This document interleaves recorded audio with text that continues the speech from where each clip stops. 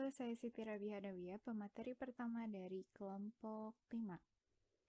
Hari ini saya akan menjelaskan mengenai efisiensi dan efektivitas pada pendidikan saat ini. Yang pertama yaitu efektivitas pada pendidikan saat ini. Pendidikan yang efektif adalah pelaksanaan pendidikan yang dimana hasilnya dicapai sesuai dengan rencana atau program yang telah ditetapkan sebelumnya.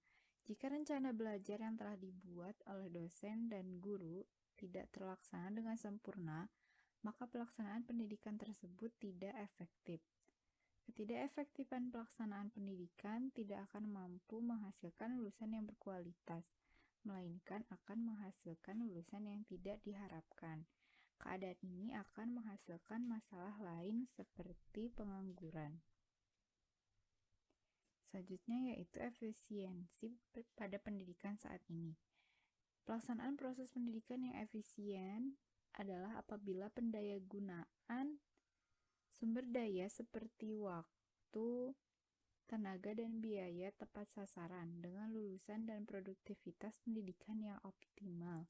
Pada saat sekarang ini, pelaksanaan pendidikan di Indonesia jauh dari efisien, di mana pemanfaatan segala sumber daya yang ada tidak menghasilkan lulusan yang diharapkan. Banyaknya pengangguran di Indonesia lebih dikarenakan oleh kualitas pendidikan yang telah mereka peroleh. Pendidikan yang mereka peroleh tidak menjamin mereka untuk mendapatkan pekerjaan yang sesuai dengan jenjang pendidikan yang mereka jalani. Ditambah lagi pada saat ini kegiatan pembelajaran yang dilakukan cenderung pasif, di mana seorang pendidik selalu menempatkan dirinya sebagai orang yang serba tahu. Hal ini menimbulkan kejangahan terhadap peserta didik, sehingga pembelajaran yang dilakukan tidak menarik dan cenderung membosankan. Kegiatan belajar yang terpusat seperti ini merupakan masalah yang serius dalam dunia pendidikan. Materi selanjutnya akan disampaikan oleh teman saya. Bismillahirrahmanirrahim. Assalamualaikum warahmatullahi wabarakatuh. Saya Tintin Martini Agustin dari kelompok 5 akan menjelaskan sedikitnya tentang permasalahan pendidikan yang dihadapi saat ini. Permasalahan yang dihadapi dalam dunia pendidikan. Setidaknya ada 5 masalah yang dihadapi, yaitu 1. Penyelenggaraan pendidikan kurang selaras dengan aspirasi masyarakat. Yang kedua, sistem akses ke lembaga pendidikan kurang memenuhi kebutuhan calon peserta didik.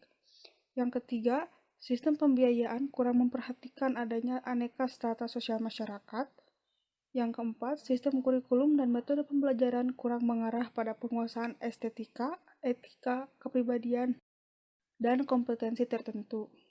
Yang kelima, sistem pengembangan guru belum optimal, terutama dalam segi pengembangan profesi, kode etik, kesejahteraan, hak, dan perlindungan. Yang pertama yaitu penyelenggaraan pendidikan kurang selaras dengan aspirasi masyarakat. Menurut Peraturan Pemerintah Nomor 66 Tahun 2010, penyelenggaraan pendidikan adalah kegiatan pelaksanaan komponen sistem pendidikan pada satuan atau program pendidikan pada jalur, jenjang, dan jenis pendidikan agar proses pendidikan dapat berlangsung sesuai dengan tujuan pendidikan nasional. Sementara itu, menurut Undang-Undang Nomor 20 Tahun 2003 tentang Sistem Pendidikan Nasional, tujuan dari pendidikan nasional adalah untuk berkembangnya potensi peserta didik agar menjadi manusia yang beriman dan bertakwa kepada Tuhan Yang Maha Esa, berakhlak mulia, sehat, berilmu, cakap, kreatif, mandiri, dan menjadi warga negara yang demokratis serta bertanggung jawab. Namun pada kenyataannya, tujuan pendidikan nasional tidak berjalan lancar. Ada beberapa masalah yang menghambat penyelenggaraan pendidikan tersebut. Seringkali kita jumpai bahwa terkadang penyelenggaraan ini kurang sesuai dengan aspirasi masyarakat, bahkan terkadang sampai berbeda jauh. Hal ini disebabkan karena beberapa faktor yang mempengaruhi, seperti kesenjangan sosial antara lembaga pendidikan dengan masyarakat, komunikasi yang kurang baik antara lembaga pendidikan dengan masyarakat, pemberian umpan balik yang kurang membangun, dan lain-lain. Yang kedua yaitu sistem akses ke lembaga pendidikan kurang memenuhi kebutuhan calon peserta didik. Peningkatan akses masyarakat terhadap pendidikan yang lebih berkualitas merupakan mandat yang harus dilakukan bangsa Indonesia sesuai dengan tujuan negara Indonesia yang tertuang dalam pembukaan Undang-Undang Dasar 1945, yaitu untuk melindungi segenap bangsa dan seluruh tumpah darah Indonesia, mencerdaskan kehidupan bangsa, memajukan kesejahteraan umum, dan ikut melaksanakan ketertiban dunia yang berdasarkan kemerdekaan, perdamaian abadi, dan keadilan sosial. Lebih lanjut, dalam batang tubuh Undang-Undang Dasar 1945, diamanatkan pentingnya pendidikan bagi seluruh warga negara seperti yang tertuang dalam pasal 28B ayat 1, yaitu bahwa setiap orang berhak mengembangkan diri melalui penempuhan kebutuhan dasarnya, berhak mendapatkan pendidikan dan mendapatkan manfaat dari ilmu pengetahuan dan teknologi, seni, dan budaya, demi meningkatkan kualitas hidupnya, demi kesejahteraan umat manusia. Dan pasal 31 ayat 1 yang mengamanatkan bahwa setiap warga negara berhak mendapat pendidikan. Namun, ternyata fasilitas pelayanan pendidikan khususnya untuk jenjang pendidikan menengah pertama dan yang lebih tinggi belum tersedia secara merata. Fasilitas pelayanan pendidikan di daerah pedesaan, terpencil, dan kepulauan yang masih terbatas menyebabkan sulitnya anak-anak, terutama anak perempuan, untuk mengakses layanan pendidikan.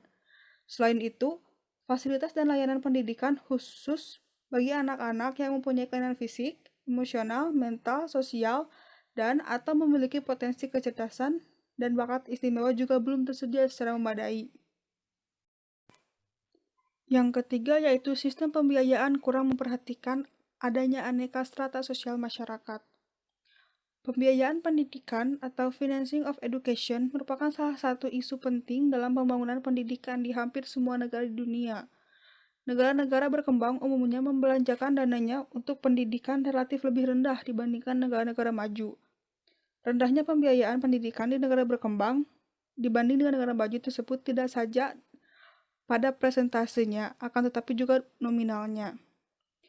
Rendahnya pembiayaan pendidikan di negara berkembang tersebut sudah menjadi wacana publik, yang setiap saat selalu ingin dicarikan jalan keluar. Namun, karena rumitnya dan kompleksnya masalah ini, menjadikan upaya penyelesaian masalah ini tidak tuntas.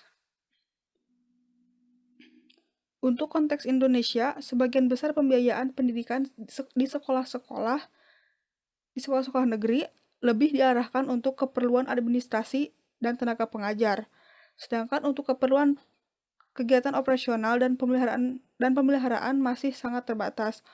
Lebih-lebih untuk kegiatan pengembangan akademik dalam rangka mencari pola-pola pembelajaran yang lebih efektif masih belum terjangkau, sehingga secara umum di samping telah terjadi rendahnya biaya pendidikan di semua jenjang pendidikan, juga telah terjadi ketimpangan distribusi atau pengelolaan pendidikan.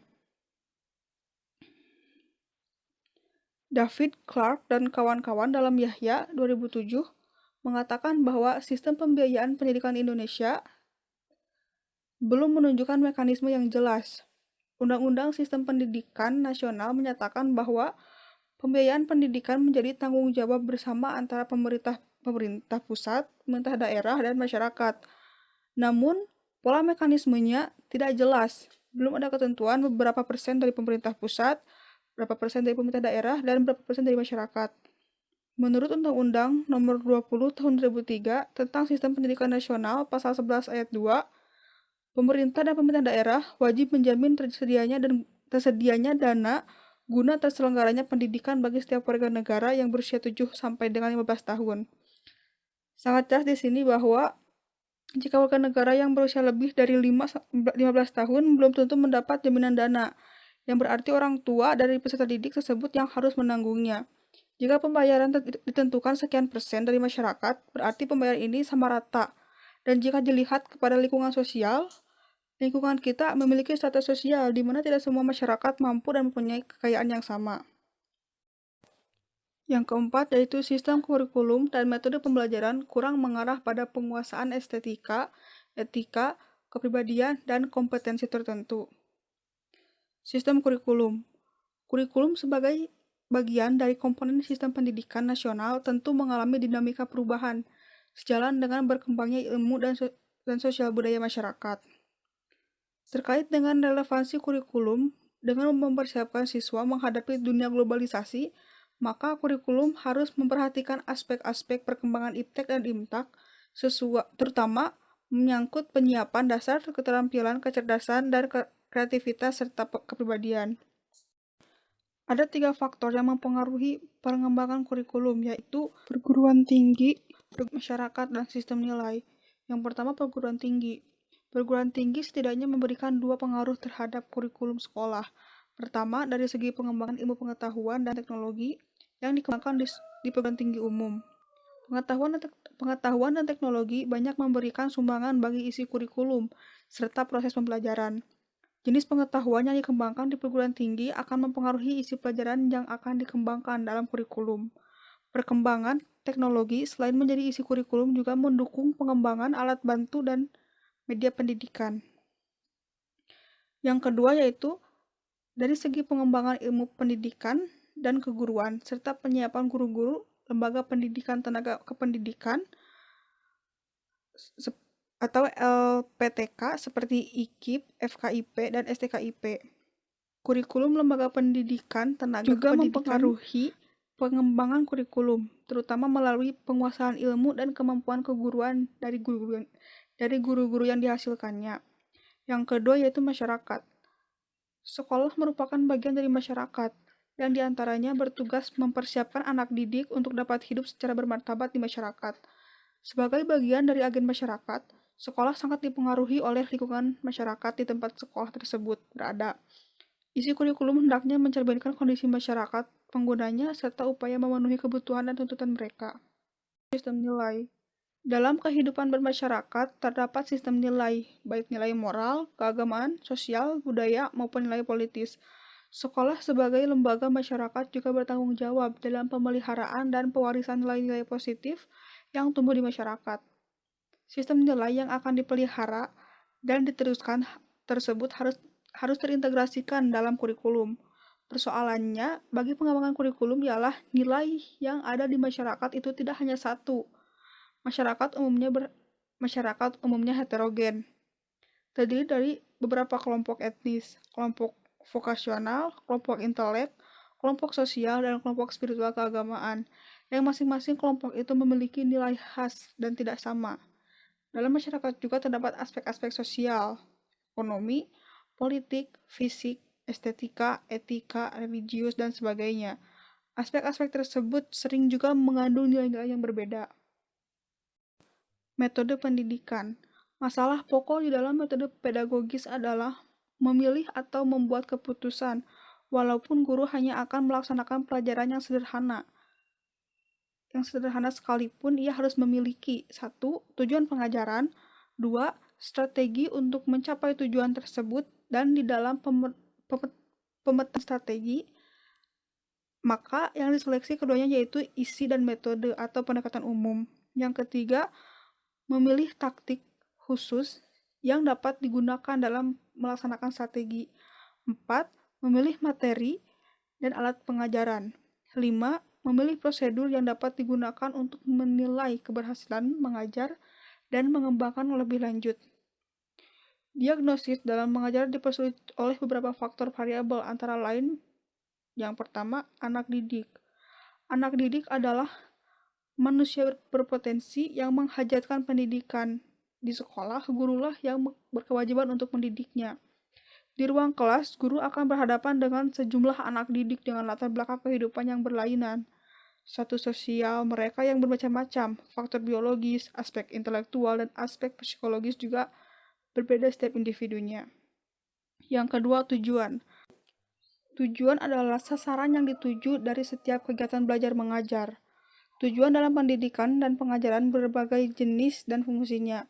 Secara hierarki, tujuan itu bergerak dari yang rendah hingga yang tinggi, yaitu tujuan instruksional atau tujuan pembelajaran, tujuan kulikuler atau tujuan kurikulum, tujuan institusional, dan tujuan pendidikan nasional.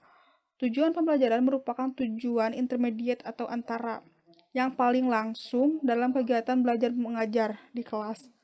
Tujuan pembelajaran dikenal ada 2, yaitu TIU atau tujuan instruksional umum, dan TIK, tujuan instruksional khusus. Yang ketiga, situasi. Situasi kegiatan belajar mengajar yang guru ciptakan tidak selamanya sama dari hari ke hari.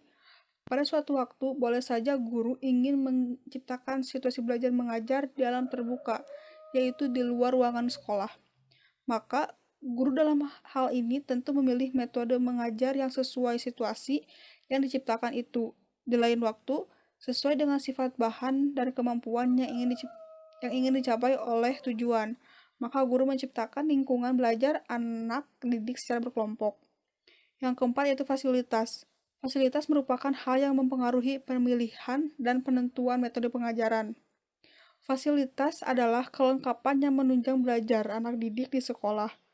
Lengkap tidaknya fasilitas belajar akan mempengaruhi pemilihan metode mengajar. Yang terakhir yaitu guru. Setiap guru mempunyai kepribadian yang berbeda. Seorang guru misal kurang suka berbicara, tetapi seorang guru yang lain suka berbicara.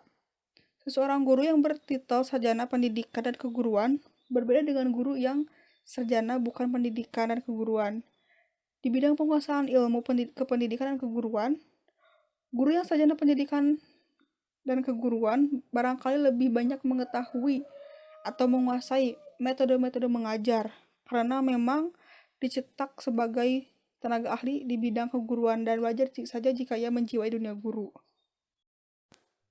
Permasalahan yang terakhir yaitu sistem pengembangan guru belum optimal, terutama dalam segi pengembangan profesi, kode etik, kesejahteraan, hak, dan perlindungan. Menurut Ani M. Hasan, tahun 2003, faktor-faktor yang menyebabkan rendahnya profesionalisme guru antara lain: A. Masih banyak guru yang tidak menekuni profesinya secara utuh. Hal ini disebabkan oleh banyak guru yang bekerja di luar jam kerjanya untuk memenuhi kebutuhan hidup sehari-hari, sehingga waktu untuk membaca dan menulis untuk meningkatkan diri tidak ada. B. Kemungkinan disebabkan oleh adanya perguruan tinggi swasta sebagai pencetak guru yang lulusannya asal jadi tanpa memperhitungkan outputnya kelak di lapangan, sehingga menyebabkan banyak guru yang tidak patuh terhadap etika profesi keguruan. C. Kurangnya motivasi guru dalam meningkatkan kualitas diri karena guru tidak dituntut untuk meneliti sebagaimana yang diberlakukan pada dosen di perguruan tinggi. Secara lebih rinci, Akadum 1999 mengemukakan bahwa ada 5 penyebab rendahnya profesionalisme guru. Yang pertama, masih banyak guru yang tidak menekuni profesinya secara total. Yang kedua, rentan dan rendahnya kepatuhan guru terhadap norma dan etika profesi keguruan. Yang ketiga, pengakuan terhadap ilmu pendidikan dan keguruan masih setengah hati dari pengambilan kebijakan dan pihak-pihak terlibat. Hal ini terbukti dari masih belum mantapnya kelembagaan pencetak tenaga keguruan dan pendidikan. Yang keempat, masih belum smoothnya perbedaan pendapat tentang proporsi materi ajar yang diberikan kepada calon guru. Yang kelima, masih belum berfungsinya PGRI sebagai organisasi profesi yang berupaya secara maksimal meningkatkan profesionalisme anggotanya. Kecenderungan PGRI bersifat politis memang tidak bisa disalahkan, terutama untuk menjadi pressure group agar dapat meningkatkan kesejahteraan anggotanya. Namun demikian, di masa mendatang PGRI sepantasnya mulai mengupayakan profesionalisme para anggotanya. Dengan melihat adanya faktor-faktor yang menyebabkan rendahnya profesionalisme guru, pemerintah berupaya untuk mencari alternatif untuk meningkatkan profesi guru. Mengembangkan profesi guru bukan sesuatu yang mudah. Hal ini disebabkan karena banyak faktor yang dapat mempengaruhinya.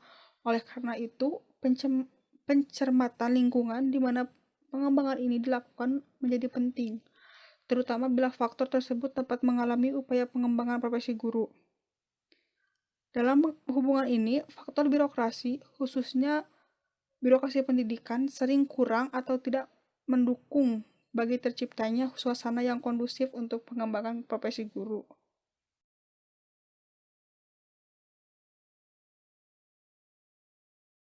Sekian yang dapat saya sampaikan. Untuk materi selanjutnya, silahkan kepada saudari Tania.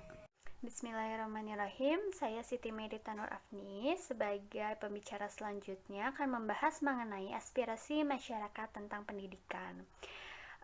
Pertama-tama, aspirasi itu merupakan suatu topik pembahasan yang tidak dapat terlepas dari kehidupan masyarakat sebab aspirasi berkaitan dengan pandangan, minat, harapan, atau cita-cita masyarakat di dalam kehidupannya. Nah, fungsi dari aspirasi ialah untuk meraih pendidikan agar kita mendapatkan masa depan yang cemerlang dan dapat membantu masyarakat yang tidak bisa bersekolah lebih lanjut. Berikut merupakan tabel aspirasi masyarakat tentang pendidikan melalui beberapa kategori yang diambil dari masyarakat. Yang pertama, masyarakat yang mampu secara finansial dan mampu secara akademik. Aspirasinya adalah berupa mereka menginginkan pendidikan kompetitif dan bermutu. Kemudian bersedia membayar mahal, juga berharap negara memfasilitasi. Yang kedua, masyarakat yang mampu secara finansial namun kurang mampu secara akademik. Mereka tidak menginginkan pendidikan yang tinggi, mereka memandang pendidikan wajib sebagai tantangan yang sulit, juga mereka berharap negara dapat memudahkannya. Yang ketiga, kategori masyarakat dengan finansial yang kurang mampu namun mereka mampu secara akademik, mereka memandang pendidikan itu sebagai hak. Mereka menginginkan pendidikan kompetitif dan bermutu tapi murah dan berharap negara membantu. Yang terakhir, kategori masyarakat yang kurang mampu secara finansial dan juga kurang mampu secara akademik. Mereka tidak menginginkan pendidikan yang tinggi. Juga merasa bahwa pendidikan wajar itu sebagai beban dan berharap negara dapat meringankannya. Jadi kesimpulan dari bab yang kami bahas ini adalah pendidikan yang efektif itu merupakan pelaksanaan pendidikan di mana hasil yang dicapai sesuai dengan rencana atau program yang telah ditetapkan sebelumnya. Sementara isu-isu strategis yang dihadapi ialah keberagaman informasi dan kemajuan iptek sebagai dampak globalisasi, belum meratanya kesempatan pendidikan, tuntunan masyarakat semakin meningkat dan beragam, penuntasan wajar 9 tahun mengarah ke wajar 12 tahun, mutu lulusan belum memiliki kemampuan dan keterampilan yang memadai serta daya saing yang tinggi. Kemudian, aspirasi masyarakat yang mampu dengan kategori mampu secara finansial dan akademik ialah menginginkan pendidikan kompetitif dan bermutu, bersedia membayar mahal, berharap negara memfasilitasi. Sedangkan pada golongan masyarakat yang kurang mampu secara finansial dan akademik adalah sebagai berikut. Mereka tidak menginginkan